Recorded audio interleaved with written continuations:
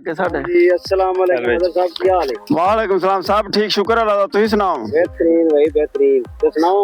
बड़े मुर्गे शुर्गे ते बड़ा माहौल बनाया। ਇਹ ਸਭ ਕਿਸਾਨ ਮਾਫੀਆ ਕਰ ਰਿਹਾ ਐਵੇਂ ਨਾ ਸਾਰੀ ਕਣਕ ਵੱਢ ਲਈ ਸਾਰੀ ਡਿੱਗੀ ਪਈ ਆ ਐਵੇਂ ਪੈਲੀ ਦਾ ਕੀ ਸੂਰਤ ਹਾਲ ਚੱਲ ਰਹੀ ਆ ਹਾਂ ਉਹ ਤੇ ਮੈਂ ਦੇਖ ਤੇ ਆ ਸਵੇਰ ਦੇ ਆਏ ਆ ਤੇ ਇੱਕ ਪੈਲੀ ਵੱਡੀ ਆ ਤੇ ਆ 80 ਕੁ ਭਰੀਆਂ ਪਾਈਆਂ ਨੇ ਆ ਹੁਣ ਮੱਝਾਂ ਵਾਸਤੇ ਮਗਰ ਘਾਹ ਕੱਢ ਰਹੇ ਆ देखो एक्चुअली मैंने तो लीजिए गए सारे मामला होंगे ਤੇ ਇਹਨੂੰ ਕਹਿੰਦੇ ਨੇ ਕਿਸਾਨ ਮਾਫੀਆ किसान माफिया और मेहनत के नाल जाके जो सारी चीज़ां होंदियां ते ए साडे भरा लगे ने माशाल्लाह जी ए मेरा बेटा भी नाल ਇਹ ਬਲਾਲ ਭਾਈ ਸਾਹਿਬ ਨੇ कोई ना जी ते अदनान साहब को दसो जरा कि की सूरत हाल है क्या सी गुजर रही माशाल्लाह जी बहुत अच्छी गुजर रही है हाँ